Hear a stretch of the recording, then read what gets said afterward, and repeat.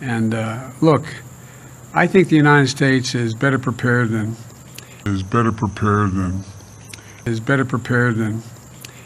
to solve global challenges that require every nation to do its part. I think and our priorities. Seriously, what the fuck are you doing? Where the use of nuclear weapons is totally unacceptable. I made it clear that we want to see cross-strait issues peacefully resolved and meaningful progress around the world. Ukraine, as they intended from the beginning. Not just in Ukraine, people, but the people around the world, particularly food insecurity.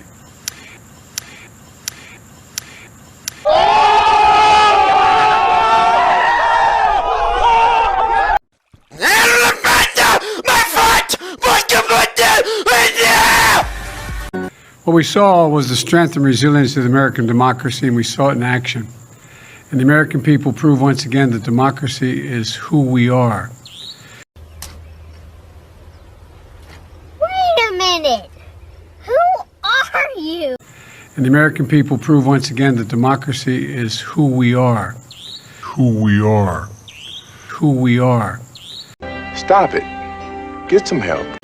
A lot of that has to do with this industry. A lot of that has to do with this industry. A lot of that has to do with this industry.